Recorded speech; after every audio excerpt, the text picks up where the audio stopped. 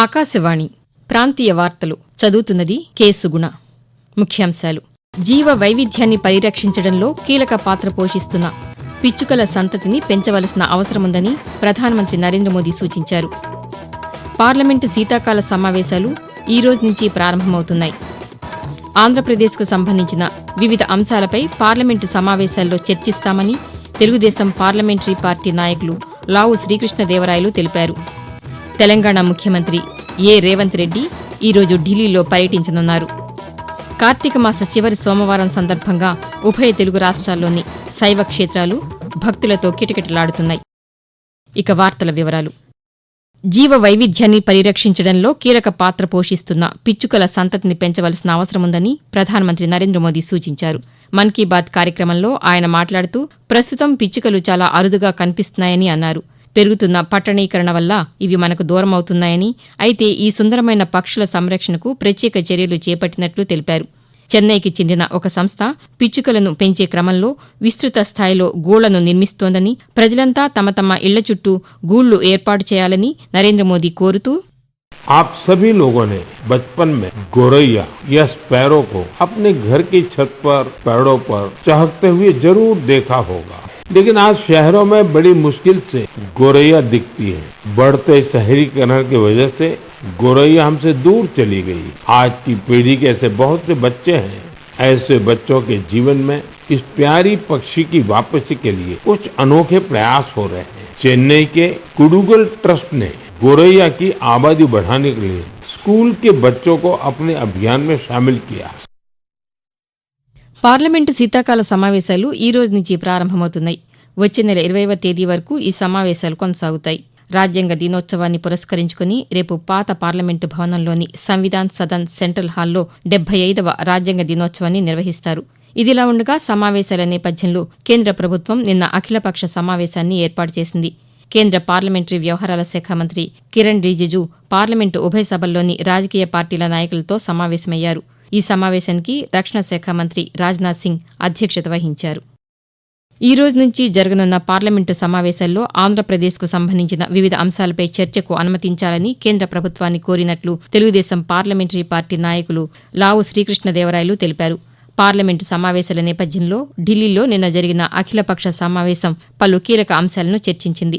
సమావేశం అనంతరం ఆయన పాతికేయులతో మాట్లాడుతూ ఇంకా పరిష్కారం కాని విభజన అంశాలు, పోలవరం ప్రాజెక్టు నిర్మాణం, కడప ఉక్కు కర్మాగారం, విజయవాడ వరదలు, సామాజిక మాధ్యమాల దుర్వినియోగం వంటి అంశాలపై సవివరమైన చర్చకు అనుమతించాలని కోరినట్లు లావు శ్రీకృష్ణదేవరాయలు వివరిస్తూ, ఏదైతే పోలవరం ఉందో అది గడిచిన 10 సంవత్సరాల నుంచి కూడా విధంగా ముందుకు పోతా ఉంది అనే దాని గురించి రేపు హౌస్ లో మాట్లాడాలని చెప్పి మేము కోరటం జరిగింది. ఇన్స్టిట్యూషన్స్ కూడా శాంక్షన్ చేసి ఉన్నారు, కానీ కొన్ని మాత్రం ఇంకా పర్మనెంట్ క్యాంపసెస్ రాక ఇంకా అద్దె క్యాంపస్లు నడుస్తున్నాయి. వాటిని కూడా ఎప్పుడు ఫినిష్ చేస్తారనే దానిపైన డిస్కషన్ జరగాలని చెప్పి కోరటం జరిగింది. ఏదైతే వరదలు వచ్చి పూర్తిగా ఒక సిటీ మొత్తం కూడా దాదాపు 10-15 రోజుల పాటు మునిగిపోయి ఇబ్బందులు పడ్డారు. డిజాస్టర్ మేనేజ్మెంట్ ఫండ్ ఏ విధంగా ఉపయోగించబోతా ఉన్నాం కోరటం జరిగింది. వీటితో పాటుగా రివర్ ఇంటర్లింకింగ్, నదుల అనుసంధానం గురించి కూడా దీనివల్ల 10 లక్షల పైన ఎకరాలకి సాగునీరు అందించవచ్చు, కాబట్టి దీన్ని ముందుకు తీసుకెళ్లాల్సిన అవసరం ఉంది అని చెప్పి కోరటం జరిగింది.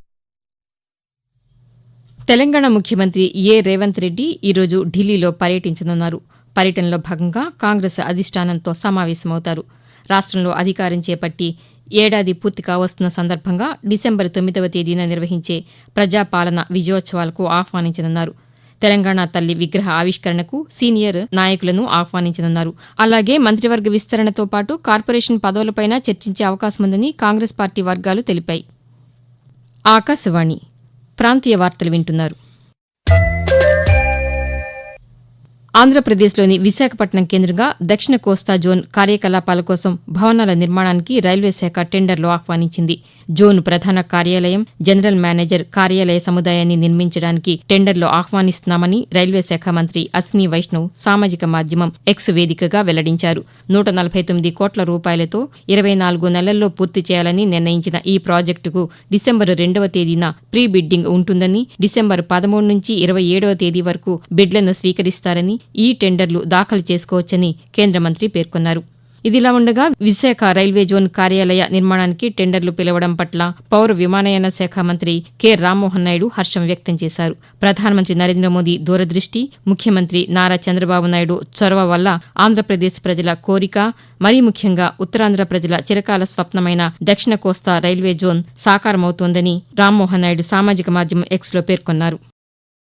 కార్తీక మాసం చివరి సోమవారం సందర్భంగా ఉభయ తెలుగు రాష్ట్రాల్లోని శైవ క్షేత్రాలకు భక్తులు పోటెత్తుతున్నారు. ఈ తెల్లవారుజాము నుంచే పెద్ద సంఖ్యలో భక్తులు శివాలయాలకు చేరుకుని ప్రత్యేక పూజలు నిర్వహిస్తున్నారు. ఆంధ్రప్రదేశ్లోని పంచారామ క్షేత్రాలు శ్రీశైలం, శ్రీకాళహస్తి, విజయవాడ, కోటప్పకొండ, యనమల కుదురు ఆలయాలు శివనామస్మరణతో మారుమ్రోగుతున్నాయి. కృష్ణా, గోదావరి నదుల్లో పుణ్యస్నానాలు ఆచరించి కార్తీక దీపారాధనలు, దీపదానాలు చేస్తున్నారు. మరోవైపు తెలంగాణలోని వేములవాడ, కీసరగుట్ట, రామప్ప, కాళేశ్వరం వంటి శైవ క్షేత్రాలలో భక్తులు పూజాధికాలు నిర్వహిస్తున్నారు. గ్రామవాసి, నగరవాసి, వనవాసి అంతా ఐకమత్యంగా వసుధైక కుటుంబంగా జీవిస్తుండడం దేశ సాంస్కృతిక ఔన్నత్యమని కేంద్ర ఆర్థిక శాఖ మంత్రి నిర్మలా సీతారామన్ పేర్కొన్నారు. హైదరాబాద్లోని శిల్పకళా వేదికలో లోకమంతన్ 2024 ముగింపు ఉత్సవాల సందర్భంగా కేంద్ర మంత్రి ప్రసంగించారు. దేశంలో ప్రజలు భిన్నత్వంలో ఏకత్వంగా జీవించడం అనాదిగా వస్తున్న సంస్కృతి అని కొనియాడారు. ప్రపంచంలోనే భారత్ గొప్ప ఆధ్యాత్మిక కేంద్రంగా మారిందని, లోకమంతన్ అన్ని వర్గాల ప్రజలను మరింత చేరువ చేసే గొప్ప కార్యక్రమని తెలిపారు. ఆంధ్రప్రదేశ్లోని అనంతపురం జిల్లా గార్లదిన్నె మండలం తలగాసిపల్లి సమీపంలోని జాతీయ రహదారి ప్రమాద ఘటనలో మృతి చెందిన కుటుంబాలను ప్రభుత్వం అన్ని విధాలుగా ఆదుకుంటుందని ఆర్థిక శాఖ మంత్రి పయ్యావుల కేశవ్ అన్నారు. గత రాత్రి పుట్లూరు మండలం ఎల్లుట్ల గ్రామంలో మృతుల కుటుంబాలను మంత్రి పరామర్శించి వారి కుటుంబ సభ్యులకు 5 లక్షల రూపాయల చొప్పున పరిహారాన్ని అందజేశారు. ఈ సందర్భంగా ఆయన మాట్లాడుతూ, వాళ్లకు జరిగినటువంటి కష్టాన్ని పూర్తి చేయలేకపోయినా ఈ ప్రభుత్వం మీకు అండగా ఉంది అంటూ భరోసాని ఇవ్వడానికి ఈరోజు జిల్లా యంత్రాంగం మొత్తం కలిసి చనిపోయిన ప్రతి ఒక్కరికి, అంటే ఇద్దరు చనిపోయిన దగ్గర 10 లక్షల రూపాయలు, ప్రతి కుటుంబానికి కూడా చనిపోయినటువంటి వాళ్ళకి 5 లక్షల రూపాయలు ఎక్స్ప్రెస్ చేయడం జరిగింది. వాళ్ళకి చెక్కులు హ్యాండ్ ఓవర్ చేయడం జరిగింది. మరి ఇంకా కొంతమంది చిన్న పిల్లలు ఉన్నారు. సో వాళ్ళకి డిగ్రీకి కూడా ప్రభుత్వం సపోర్ట్ చేస్తామని చెప్పడం జరిగింది. మరి కొంతమంది జాబ్ కోసం కావాలన్నప్పుడు ఈ అవుట్ సోర్సింగ్ జాబ్స్ ని ఈ కుటుంబాల్లో వాళ్ళకి కేటాయించడం జరుగుతుంది. తెలంగాణలో చేపట్టిన సమగ్ర కుటుంబ గణన చివరి దశకు చేరుకుందని ఉప ముఖ్యమంత్రి మల్లు భట్టి విక్రమార్క తెలిపారు. జార్ఖండ్లో పర్యటిస్తున్న ఆయన రాంచీ నుంచి సమగ్ర కుటుంబ గణనపై దృశ్య మాధ్యమం ద్వారా ఉన్నతాధికారులు, జిల్లా కలెక్టర్లకు పలు సూచనలు చేశారు. ఈ సందర్భంగా ఉప ముఖ్యమంత్రి మాట్లాడుతూ, గణనలో సమాచార నమోదు దశ ముఖ్యమైందని, ఈ దశలో ఎలాంటి పొరపాట్లకు తావివ్వకుండా జాగ్రత్తలు తీసుకోవాలని సూచించారు. గోవాలో జరుగుతున్న 55వ భారతదేశ అంతర్జాతీయ చలనచిత్రోత్సవంలో creative minds of tomorrow CMOT ఫలితాలను నిన్న వెల్లడించారు. టీమ్ గ్రీన్ నిర్మించిన గుల్లు చిత్రం ఉత్తమ చలనచిత్ర పురస్కారానికి ఎంపికైంది. ఈ బృందం 5 లక్షల నగదు బహుమతిని అందుకుంది. ఈ చిత్రంలో నటించిన పుష్పేంద్ర కుమార్ ఉత్తమ నటుడు అవార్డును అందుకున్నారు. ఈ సందర్భంగా పుష్పేంద్ర స్పందిస్తూ, ఇది తమకు ఒక మంచి అనుభవమని తెలిపారు. లవ్ఫ్లిక్స్ సబ్స్క్రిప్షన్ అనే చిత్రానికి విశాఖ నాయక్ ఉత్తమ నటి అవార్డును అందుకున్నారు. మిద్దె తోటల పెంపకానికి తెలంగాణ ప్రభుత్వం మహిళలకు ప్రోత్సాహకాలు అందిస్తోందని వ్యవసాయ శాఖ మంత్రి తుమ్మల నాగేశ్వరరావు తెలిపారు. ఖమ్మంలో నిర్వహించిన మిద్దె తోటల పెంపకం సదస్సులో నిన్న మంత్రి మాట్లాడుతూ, పురుగు మందులు లేని కూరగాయల సాగును మిద్దె తోటల్లో చేపట్టాలని సూచించారు. ప్రస్తుతం పురుగు మందుల అవశేషాలు ఉన్న కూరగాయలతో ప్రజలు అనేక అనారోగ్యాల బారిన పడుతున్నారని చెప్పారు. మహిళలు సేంద్రియ పద్ధతుల్లో మిద్దె తోటల పెంపకాన్ని చేపట్టాలని మంత్రి సూచించారు. ప్రాంతీయ వార్తలు ముగించే ముందు ముఖ్యాంశాలు మరొకసారి. జీవ వైవిధ్యాన్ని పరిరక్షించడంలో కీలక పాత్ర పోషిస్తున్న పిచ్చుకల సంతతిని పెంచవలసిన అవసరముందని ప్రధానమంత్రి నరేంద్ర మోదీ సూచించారు. పార్లమెంటు శీతాకాల సమావేశాలు ఈ రోజు నుంచి ప్రారంభమవుతున్నాయి. ఆంధ్రప్రదేశ్కు సంబంధించిన వివిధ అంశాలపై పార్లమెంటు సమావేశాల్లో చర్చిస్తామని తెలుగుదేశం పార్లమెంటరీ పార్టీ నాయకులు లావు శ్రీకృష్ణదేవరాయలు తెలిపారు. తెలంగాణ ముఖ్యమంత్రి రేవంత్ రెడ్డి ఈరోజు ఢిల్లీలో పర్యటించనున్నారు. కార్తీక మాస చివరి సోమవారం సందర్భంగా ఉభయ తెలుగు రాష్ట్రాల్లోని శైవ క్షేత్రాలు భక్తులతో కిటకిటలాడుతున్నాయి.